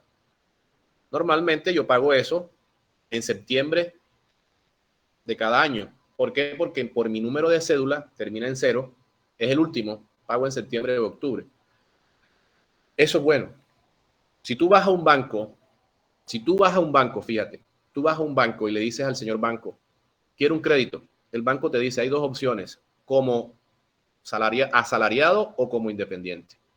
Si eres asalariado, tienes que mostrar que eres asalariado, es decir, tienes que mostrar los contratos de vinculación con la empresa o las colillas de pago. Si eres profesor, si trabajas, por ejemplo, en la gobernación de Sucre, te ganas 3 millones de pesos, dice, yo trabajo en la gobernación, aquí están mis colillas de pago o mi contrato laboral, listo. Bueno, te podemos pagar hasta el 20%, tú vas a pagar aproximadamente el 20% de tu sueldo, son 600,000 pesos. El crédito, hacen el estudio de crédito y dice, te vamos a hacer un crédito por 10 millones. No, pero necesito 20. Dicen, no, el sueldo no te alcanza. Listo. Ese es un escenario. El otro escenario es, no, yo soy independiente. Listo, usted es independiente. Tráigame la declaración de renta y sus estados financieros, es decir, balance, estado de resultado y todo eso. No, es que yo no declaro renta. Váyase de aquí, le meten una patada y lo escupen a uno y lo sacan a patadas del banco. Por eso es que tienen que declarar renta. No sirve para nada. No te dan ni café ni te voltean a ver. Pero si tú vas a un banco y tú dices, no, yo no soy asalariado, yo soy independiente. ¿Tienes declaración de renta? Sí, aquí está mi declaración de renta. Pagaste 1.500.000 el año pasado en declaración de renta o en septiembre de este año. Muestras el balance, tienes activos porque tienes casa, tienes carro, ingresos superiores a 300, 400 millones de pesos al año. Hombre, venga, siéntese. ¿Qué quiere? ¿Café, té, Hatsu? ¿Quiere Juan Valdés? Siéntese.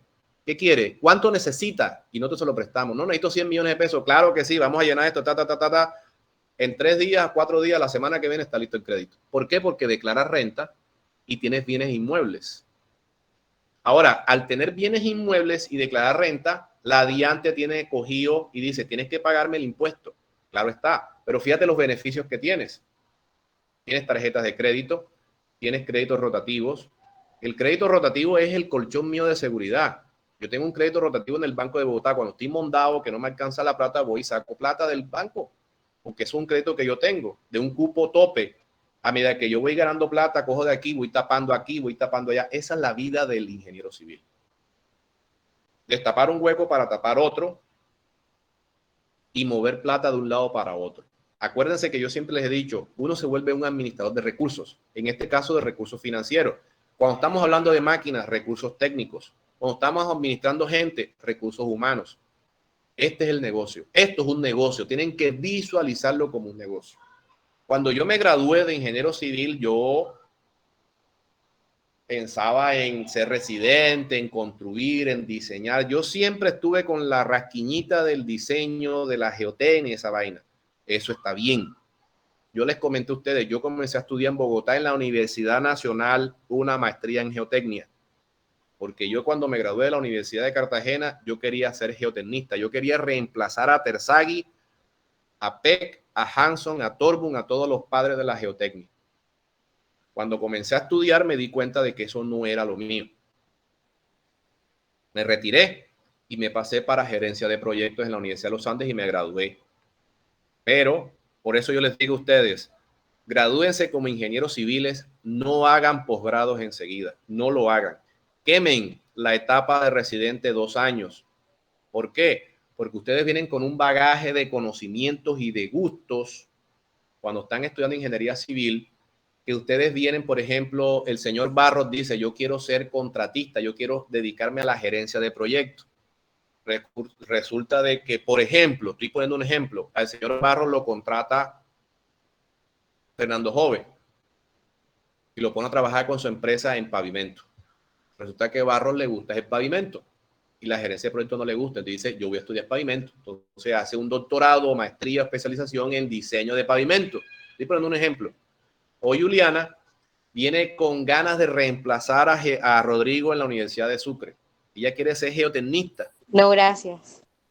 Estoy poniendo un ejemplo. Resulta de que yo contrato a Juliana y se va a trabajar conmigo a Ovejas, a Sahagún, a Corozal y comienza a construir y a manejar máquinas de construcción, a gerenciarme alguna obra, administrarme una obra. Entonces dice, epa, yo no quiero estudiar geotecnia, yo quiero estudiar gerencia de proyectos. Entonces yo no quiero parecerme a Rodrigo, yo quiero parecerme a Fabián Manotas. Listo. Entonces ella quemó esa etapa de conocimientos previos y se enroló en lo que realmente le gusta. Entonces ella se dedica a estudiar un posgrado en gerencia de proyectos. Es decir, ustedes vienen con ganas de estudiar algo. Cuando ustedes en la vida profesional se encuentran con ese algo, no les gusta. Así me pasó a mí. Yo comencé, es más, el primer libro que yo compré de ingeniería civil se llamaba Ingeniería de Cimentaciones de Peck, Hanson y Torbun. Todavía lo tengo, un librito rojo. Ingeniería de Cimentaciones de Peck, Hanson y Torbun. Está café. Ven un momentico, se los voy a buscar.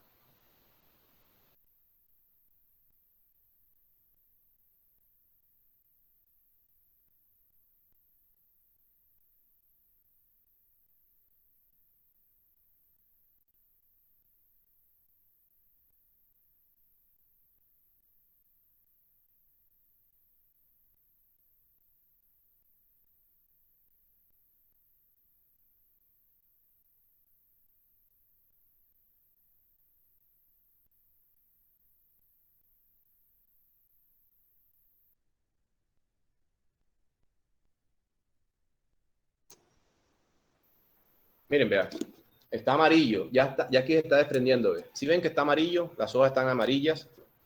Miren, se llama Ingeniería de Cimentaciones de Peck, Hanson y Torbun. Lo compré en 7º semestre de Ingeniería Civil. Es mi primer libro. Aquí está hasta la firma mía. Miren, ya está. Miren cómo está ya de manchado. Si ven unos punticos como café, esto debe ser humedad. El libro tiene 20 años. Miren lo que está. Aquí hablan de Terzaghi y de toda esa vaina. Y yo iba a ser geotecnista. Es más, yo comencé a estudiar geotecnia en la Universidad Nacional en Bogotá. Recién al año de haberme graduado. Y me di cuenta que eso no era lo mío. Todo era empírico. Todo era empírico. Esto depende del empirismo, esto depende de la experiencia. Yo dije, pero entonces, ¿cómo ¿Por qué creen ustedes que el factor de seguridad en geotecnia es 3?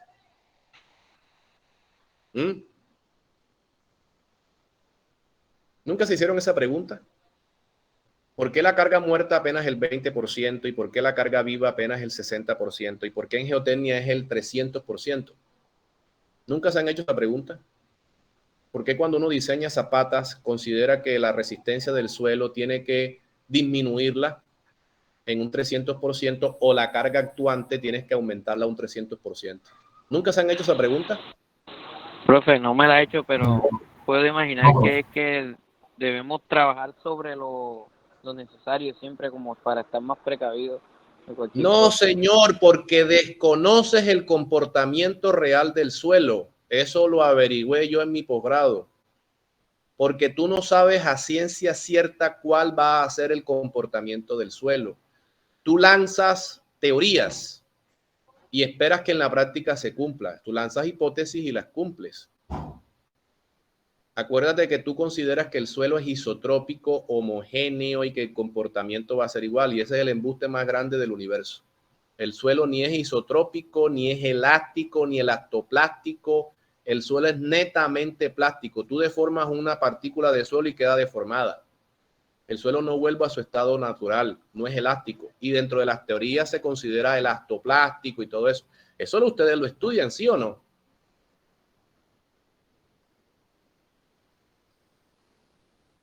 ¿Cierto que sí? Bueno, me estoy metiendo en camisa de once varas. Bueno. Bueno. 5 ramas de la ingeniería: aguas, hidráulica, sanitaria, recursos hídricos. Esa es una. Geotecnia, 2. Gerencia de proyectos, 3. Estructuras, 4. Y pavimento, 5. No sé cuál se me escapa. Agua, metan las 3. Recursos hídricos, que es el manejo de acuíferos, manejo de ríos, etcétera. Está la hidráulica y está la sanitaria. Dentro de la hidráulica pueden existir subespecialidades como hidráulica de conducto cerrado, hidráulica de canales abiertos. Acuérdense del Ventechou. ¿Conocen el Ventechou? El libro de canales abiertos. Bueno, en fin. Gerencia de proyectos o construcción. Tenemos la resistencia de materiales, la cuestión esta de la estructura. Tenemos pavimento. En fin, hay tantas cosas que pueden dedicarse. Diseño geométrico de vías. A mí no me gusta eso. Tampoco me gusta el pavimento, ni me gusta el agua. Cada uno de ustedes sabrá en qué meterse. ¿Estamos? ¿Alguna pregunta antes de seguir? Miren, una cosita antes de concluir esta partecita. No compren libros de estática, no compren libros de resistencia a materiales, no compren nada de esa vaina. Compren libros de ingeniería, de esto es lo que tienen que comprar. Gerencia de proyectos, de hidráulica, de sanitaria y todas esas vainas. No compren libros de estática, no compren libros de resistencia a materiales. Ustedes pregúntenme a mí cuántas veces en mi vida profesional yo he puesto en práctica una integral, una derivada. Nunca. Pregúntenme cuántas vigas simplemente apoyadas he diseñado en mi vida. Ninguna. En mi vida profesional. Eso me dijo el ingeniero cuando estaba trabajando. Todo es suma, resta, multiplicación. Yo me sé el momento máximo de una viga simplemente apoyada, WL² sobre 8, y el momento máximo es positivo y está en todo el medio de la viga, en todo el medio de la luz. Y el cortante y todo eso. O sea, tú me pones a diseñar una viga, yo la hago, porque yo me acuerdo. Me pones a diseñar una viga en voladizo, también me acuerdo. Pero, ¿cuántas vigas he diseñado en mi vida profesional? 0. ¿Cuántas integrales? Bueno, yo fui profesor de matemática y de cálculo en una universidad aquí. Apartando esa parte de la docencia, yo nunca en mi vida he puesto en práctica una integral ni una derivada. Jamás. Nunca. Ni estática, ni resistencia de materiales, ni nada de esa vaina. El módulo ese de Young, menos. El cubo ese de Moore. ¿Se acuerdan? El cubo, no, el cuadrado de Moore, el círculo de Moore. Yo no sé ni cómo. A mí esa vaina me da dolor de cabeza. Círculo de Moore. Que Dios lo tenga en su santa gloria, señores. Bueno. ¿Cómo no? Listo. Transporte. Esto es negociable. Estoy compartiendo pantalla, ¿verdad? Este ítem es negociable. ¿Por qué es negociable? Porque se puede, les voy a explicar cómo hago yo. En la última parte del contrato de oveja, yo tenía una pajarita, una excavadora, una retroexcavadora cargadora, y lo que yo pacté con el Tico Gómez, se llama Eberto Gómez, él me alquila las máquinas. Y yo le dije, bueno, Tico, si yo te prometo 50 horas de uso de la máquina, yo pago la mitad del transporte. De 50 a 100 horas, si yo llego a las 100 horas de uso, el transporte no lo pago yo, lo pagas tú como contratista. El transporte de esa retroexcavadora cargadora a ovejas costaba ida y vuelta creo que 1.800.000. O sea, 900 de ida, 900 de venida. Yo pagué uno porque yo pagué como 70 horas de uso de esa máquina de alquiler. Entonces, el transporte es negociable. Acuérdense que esto es una tarifa mínima que uno debe pagar. Este ítem es negociable dependiendo de la cantidad de horas que se trabaja, se paga o no. Normalmente eso, cuando tú estás trabajando y vas a pagar al menos 50 o 60 horas de cualquier máquina, pues hay que incurrir en el costo de transporte. Acuérdense que estamos visualizando esto desde el punto de vista de nosotros como dueños de máquina. Óigase bien, dueños de máquina. Transporte, administración de la máquina, mantenimiento correctivo. Aquí me pasé de una mantenimiento preventivo. Entonces hay que tener mucho cuidado ahí.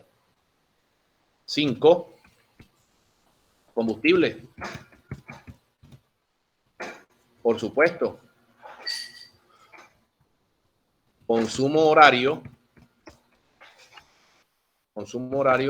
de las máquinas. Hay unos consumos promedio de unas máquinas que va desde punto 0.25 a punto 0.30. Esto es una fórmula sobre HP. Vamos a ponerlo aquí. HP viene siendo la potencia.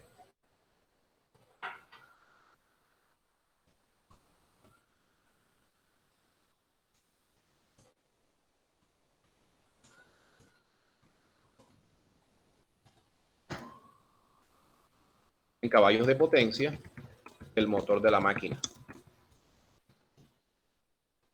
El resultado es en galones por hora. Es decir, por ejemplo, ustedes buscan un bulldozer.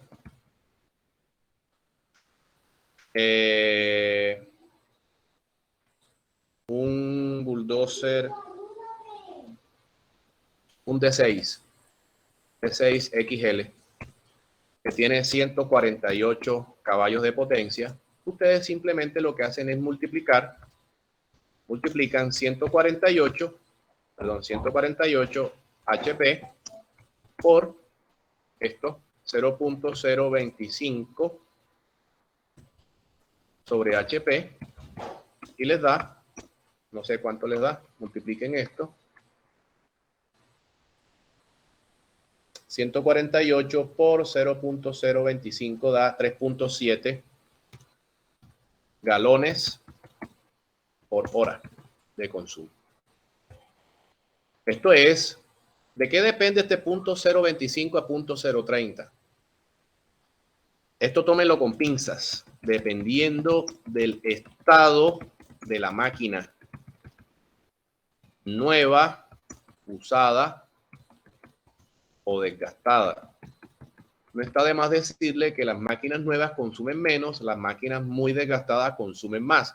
Esto no lo tomen a rajatabla, esto no lo tomen como algo, como una verdad absoluta. Esto puede variar. Inclusive, en una de las clases que yo les voy a mandar, hablan de punto 0.52. Esto es muy exagerado, este consumo. Yo tengo aquí una tabla de consumos.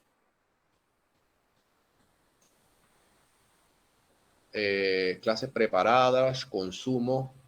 Creo que está en la retroexcavadora, consumos máquinas. Aquí está, por ejemplo, fíjense. Aquí está el bulldozer D6K XL, consume 3.87 según la fórmula y nosotros acá tenemos 3.7, porque yo tomé 0.25. Acuérdense que el, digamos, va de 0.25 a 0.30. O sea que si cogemos la mitad, 0.027, podemos llegar a los 3.87 que dice aquí. Pero fíjense que también el mismo D6NXL habla de 2.76. Lo importante es que esto es dado. O sea, los consumos son dados. Por ejemplo, aquí tengo el de una retroexcavadora. Fíjense, por ejemplo, retroexcavadora de oruga Caterpillar 320C es 3.7. La oruga Volvo S210 es 2.52. Hay marcas que consumen más, hay marcas que consumen menos. Esto es una retroexcavadora cargadora, es decir, esto es lo que se llama pajarita, la 416. Fíjense que consumen más o menos esto. Estos son galones por hora, miren, galones por hora. Esto es dado. Estos consumos son dados. Y esto es uno de los factores preponderantes dentro de los costos operacionales. Mantenimiento preventivo, mantenimiento correctivo, administración de la máquina, transporte, combustible. Nos faltan unos 2 o 3 costos. Estamos hablando de impuestos y permisos. Es un costo de tenencia. Fíjense, impuestos y permisos es costo de tenencia. Todo eso hay que pagarlo. Vamos a ver cuál me falta.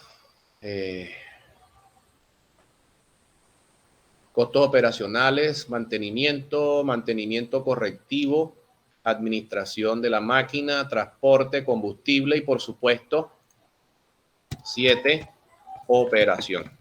Es decir, mano de obra. Mano de obra que viene siendo el operador como tal y ayudantía. Yo soy partidario de los ayudantes para las máquinas. ¿Qué son los ayudantes para las máquinas? Las personas que visualizan de mejor forma, que están fuera de la máquina, le ayudan al operador, métete por aquí, métete por acá, métete por aquí, ayuda al mantenimiento, ayuda al transporte, es decir, es el propio tipo que ayuda a todo, el famoso todero.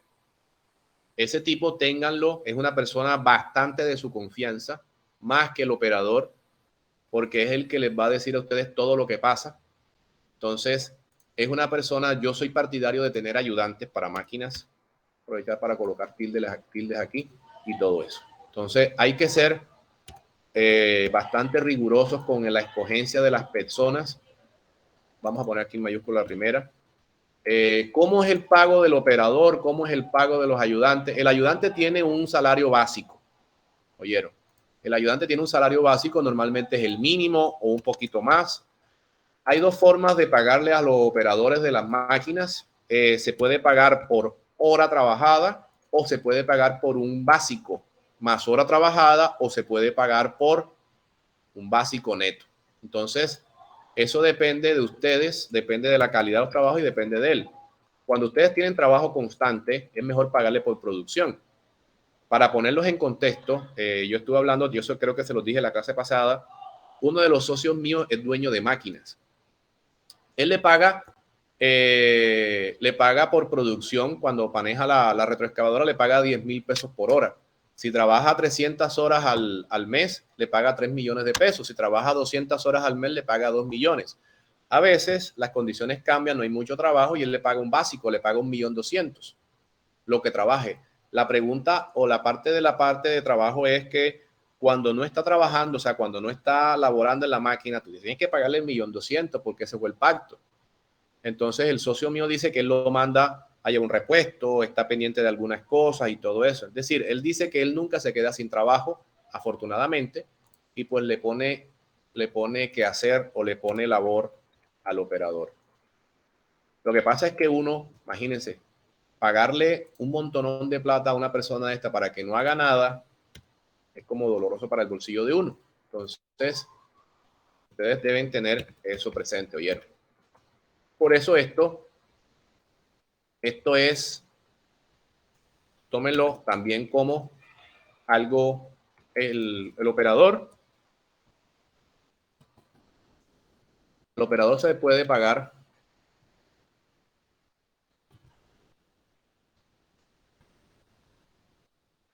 por producción, por horas, tarifa, por horas trabajadas. Vamos a poner 3 aquí. El operador puede devengar por producción y básico, es decir, un salario básico más tarifa por horas trabajadas. Y el operador puede devengar por sueldo básico. Trabaje o no, gana sueldo. Este es el problema de eso. El operador puede devengar sueldo básico, trabaje o no, gana sueldo. Todo esto es pactado. Y esto no, ustedes van a buscar la manera de pagar lo mínimo posible. El operador va a buscar la manera de pagar, de que reciba lo máximo posible. Eso hay que llegar a un punto medio. ¿Estamos? Bueno.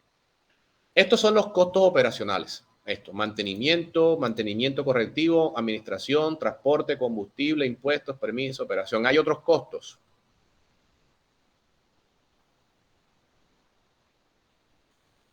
Hay otros costos. Son los costos bancarios o financieros. Otros costos, por ejemplo, tenemos el costo financiero, que básicamente es el interés que pagamos por la adquisición de una deuda. Básicamente es el interés. Ahora, ¿por qué? Porque de pronto tenemos, no, pero ya lo tengo aquí definido, interés que pagamos.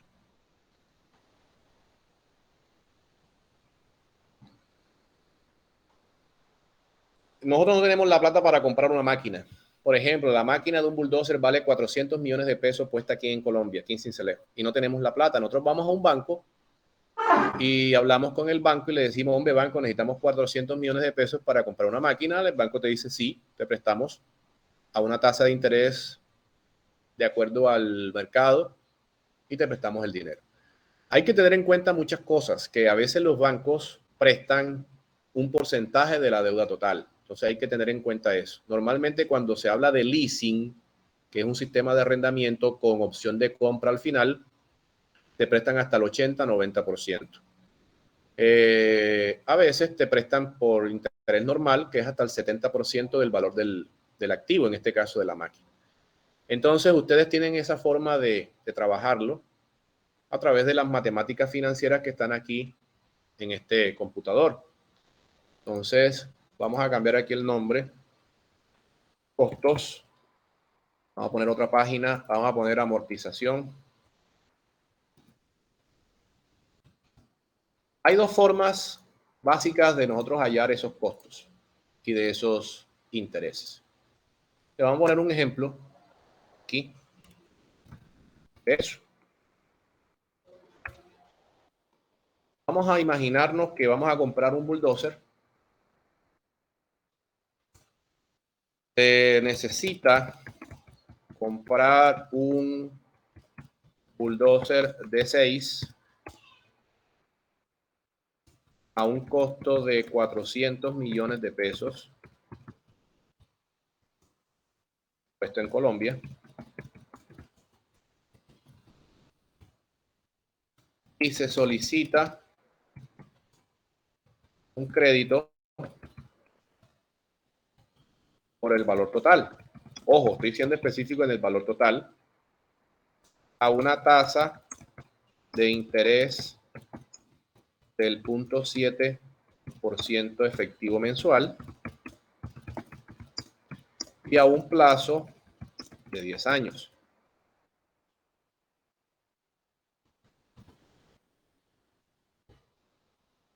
Esto es lo que necesitamos nosotros.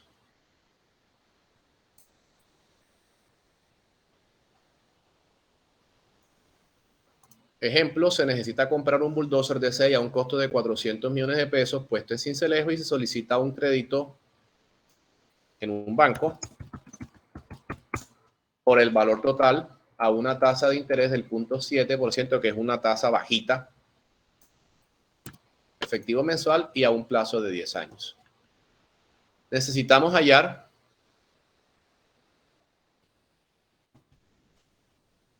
el valor de la cuota a pagar. Básico. Hay dos formas según Excel para hallar esto. Una es pago. Excel tiene un idioma y matemáticas financieras que ustedes vieron tiene otro idioma. Por ejemplo, periodo, digamos tradicionalmente, vamos a hacerlo así, digamos en matemáticas financieras, periodo y en Excel. O sea, ¿cómo habla Excel y cómo hablamos nosotros en matemáticas financieras? En Excel habla de periodo, en matemáticas financieras habla de periodo, Excel habla NPR. En matemática financiera hablamos de valor presente. Excel no habla de valor presente, habla de valor actual. Estoy poniendo algunos ejemplos. Excel no habla de valor presente neto, sino de valor neto actual. Valor neto actual. Excel, nosotros hablamos de interés o tasa de interés. Excel habla de tasa. ¿Qué otro es diferente? Tasa efectiva. Excel habla de INT punto efectivo.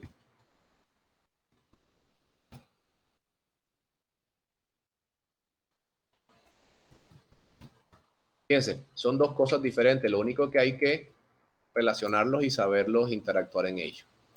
Y por supuesto, acá nosotros hablábamos de anualidad. Acá habla de pago. Fíjense, son dos cosas que de pronto van a ser diferentes. Entonces, nosotros podemos hallar el valor de esta cuota de dos maneras. Una es la forma rápida con Excel. Buscamos la herramienta pago. Por ejemplo, aquí. Buscamos aquí. Fíjense, aquí tenemos las financieras. Aquí hablan de todas las financieras. Fíjense, duración, interés acumulado, interés efectivo. Miren, interés efectivo, INT efectivo es tasa efectiva. NPER, número de pago, o sea, periodo. Pago es amortización o anualidad. Perdón, no es amortización, es anualidad. Busquemos otra que bastante utilizamos. La TIR es igual. Valor actual, valor presente. Valor futuro, si es BF. BNA, valor neto actual, es valor presente neto. Fíjense que Excel habla en un idioma y nosotros hablamos en otro idioma, pero es lo mismo. Entonces, ¿nosotros qué queremos? Queremos hallar el valor de la cuota, eso se llama anualidad. Buscamos NPER.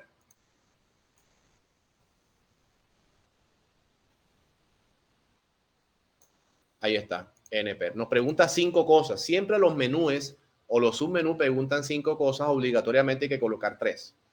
La tasa, el pago, o sea, el valor de la cuota, que por cierto se me olvidó aquí colocarla. Insertar, aquí tenemos valor cuota. Y acá, no, aquí está, pago, sí está, perdón. Ahí está. Y ahí está enseguida. Entonces, nos vamos para acá. Usada recientemente. Pago. La tasa es del 0.7%, ¿verdad? El número de pagos son 10 años a 12 cuotas, son 120 cuotas. El valor actual es el valor presente, son 400 millones de pesos. La respuesta va a dar negativa. ¿Quién me dice por qué?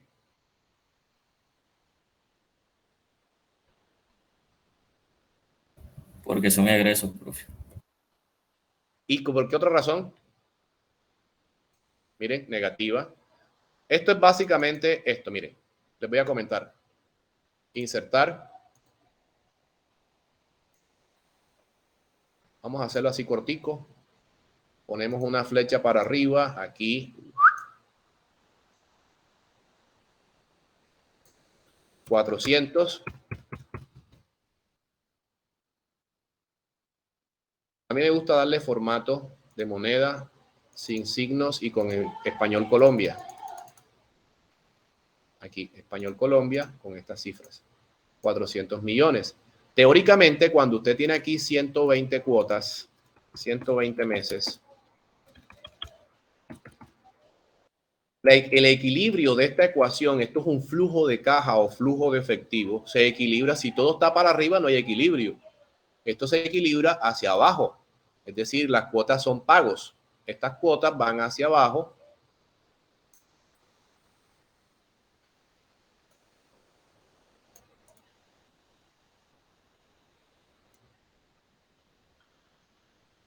Y usted las equilibra de esta manera. Equilibra la ecuación con esto.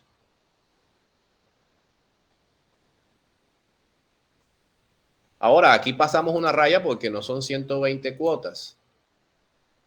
Esto normalmente cuando yo daba matemáticas financieras hacía esto.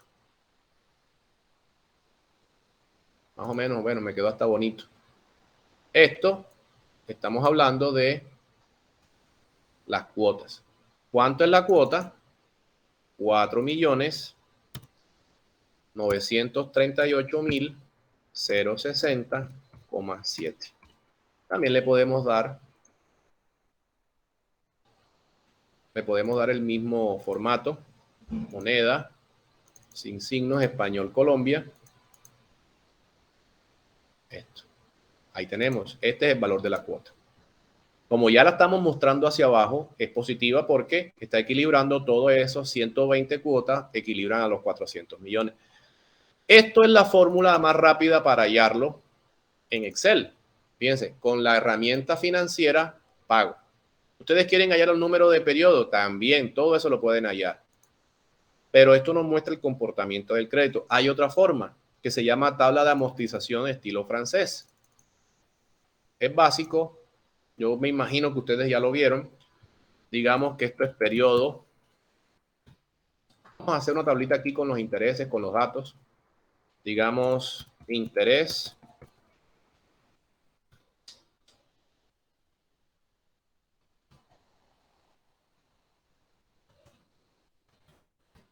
Interés.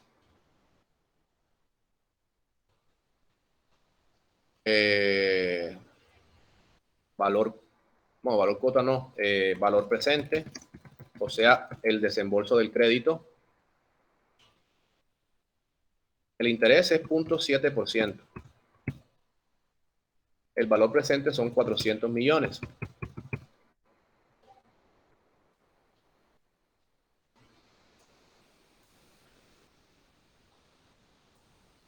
No lo copio porque me copia el formato también de la celda. El valor presente. Listo, eso. Periodo. Valor cuota. Interés. Amortización. ¿Qué otro nombre recibe la amortización?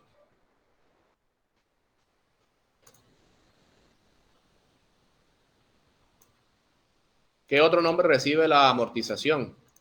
Abono a capital. Y capital. Ahí tenemos. Es decir, esta es la tabla de amortización que el banco les da a ustedes mes a mes. Fíjense, ¿cuántos periodos son? Son 120. 0, 1, 2, 3, hasta 120. Es más, si ustedes quieren ponerle fechas, lo pueden hacer.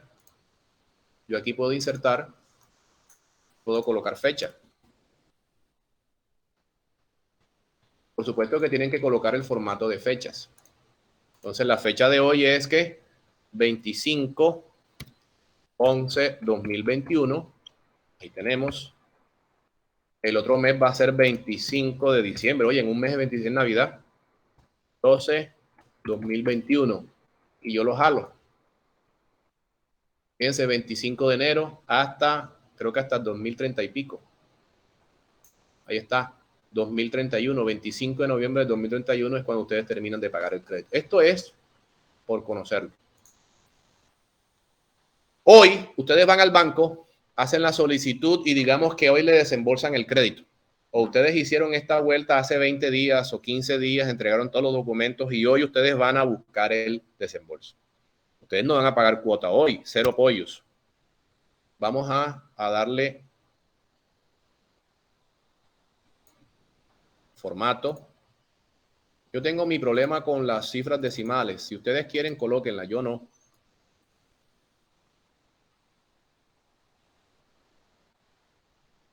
Hoy no van a pagar nada. El interés que van a pagar es 0 pollos. La amortización es 0. Y el capital, por supuesto que sí, son 400 barras que ustedes van a desembolsar. 400 millones de pesos. El valor de la cuota lo sabemos porque la vimos aquí, este valor, miren. Este valor lo sabemos porque ya lo hicimos. Imagínense por un momento que desconocemos esto. No tenemos la menor idea de este valor. Lo invento. 1, 2, 3, 4, porque me dio la gana de colocar esa cifra. Pueden colocarla que a ustedes les venga en gana y no hay ningún problema. El interés siempre va a ser el capital por la tasa de interés. Acuérdense que la diferencia entre interés y tasa de interés es que el interés es un valor económico, monetario, expresado en pesos. La tasa es un porcentaje de interés, una tasa. Entonces, el interés es el valor del capital por la tasa, que en este caso es del 0.7%. Entonces, yo coloco 400 por la tasa. Si lo hago así como estoy explicándoles, tengo que hacerlo 120 veces. Se supone que estamos utilizando Excel y Excel tiene la obligatoriedad por nosotros de hacerlo más fácil. Es decir, hacemos el primero y Excel que haga lo demás. Entonces, antes de darle Enter, fíjense que está titilando el mouse.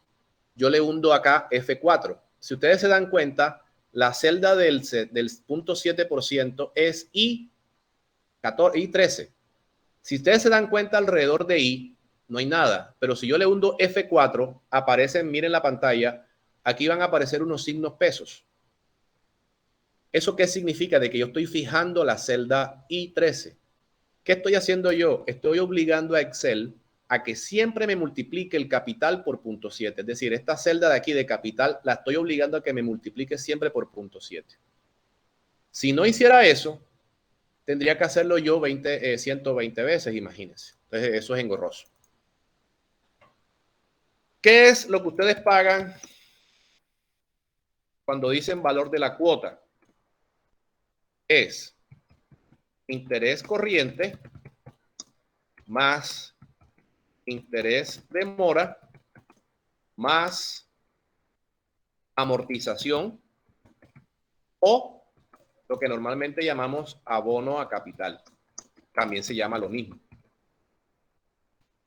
Pero digamos que nosotros somos buena paga. Es decir, el valor de la cuota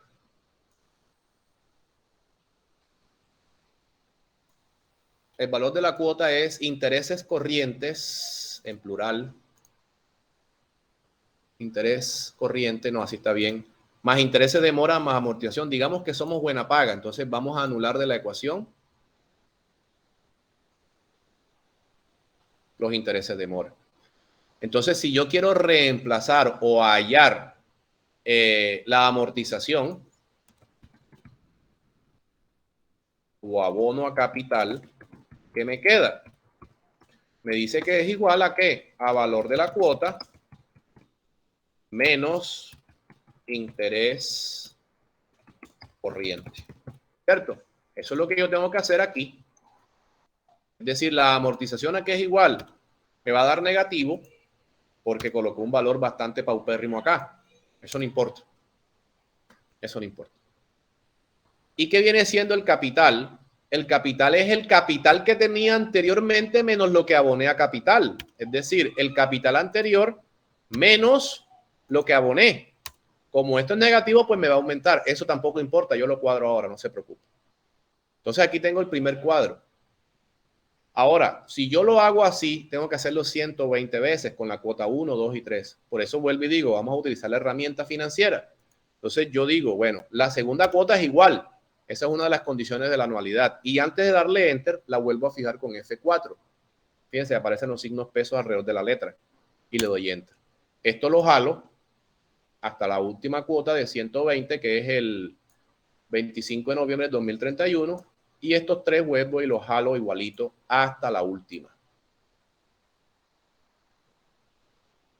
Hasta aquí. ¿Cuál es el problema? Se supone que una vez pagada la última cuota en el mes 120, el saldo el saldo a capital, este saldo, esto también se llama capital o saldo, tiene que ser cero, o sea, porque ya terminamos de pagar el crédito. Sin embargo, aquí aparecen todavía 921.529.782 con centavos. Imagínense, ¿qué tal es? O sea, que hay un problema. El problema es que nosotros pusimos una cuota arbitraria. Esto no se ha cerrado. Yo me pongo aquí en la celda que yo quiero cambiar.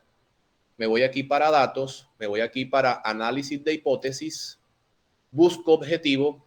Para mí, que utilizo bastante el Excel, es la herramienta más poderosa del Excel. Buscar objetivo. ¿Vieron? Voy a definir la celda cual, donde estoy parado. La F137. Aquí está. ¿Con qué valor? Con el valor de 0. ¿Cambiando qué celda? La que puse arbitraria. Esta celda, la cuota número 1. Y le doy Enter aquí. Y luego le doy Aceptar.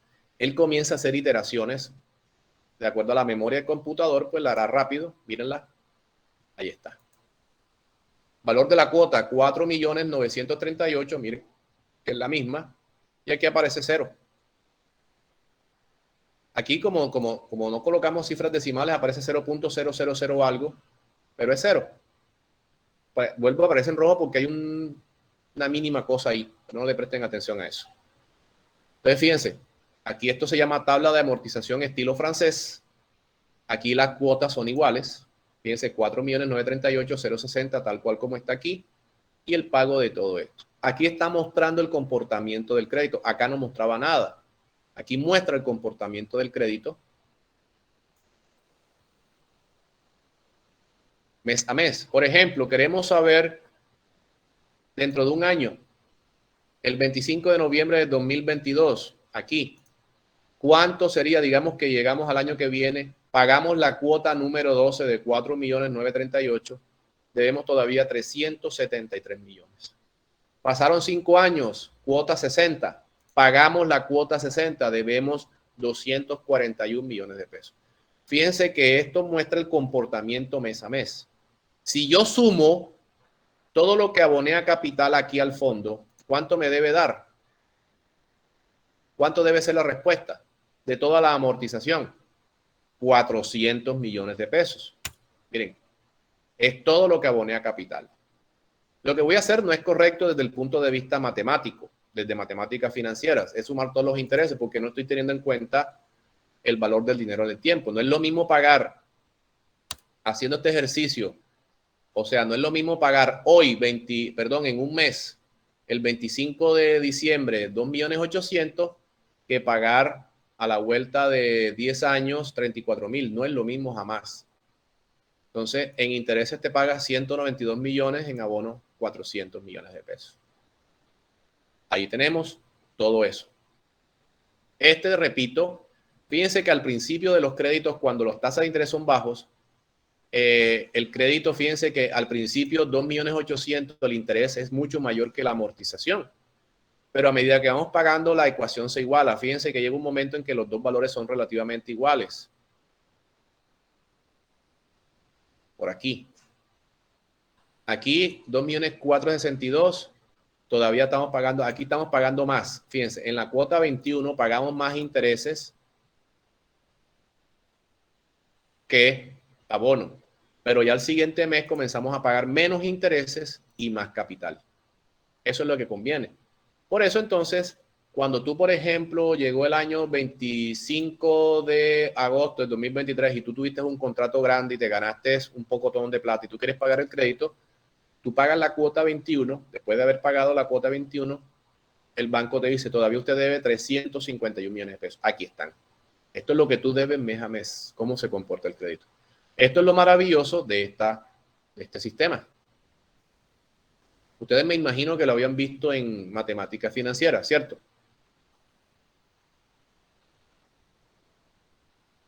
¿No lo vieron? Sí, sí, lo vimos. Ah, bueno, listo. Me alegro entonces que lo hayan recordado. Bueno, jóvenes, eso era la clase de hoy. No hemos hecho un ejercicio todavía de esto, solamente la teoría. Mañana hacemos un ejercicio de esto. Comenzamos la clase de volquetas y cargadores. Primero cargadores, luego volquetas. Y vamos avanzando. Entonces, ¿qué dudas tienen? Todavía no les voy a mandar esto porque no hemos hecho el ejemplo. ¿Hay alguna duda con respecto a esto? Bueno, entonces nos vemos mañana a las 2 de la tarde. Listo, profe. Muchas gracias. Okay. Bueno, pues entonces estamos en contacto. Nos vemos mañana. Que pasen bien. Hasta luego. Hasta luego, profe.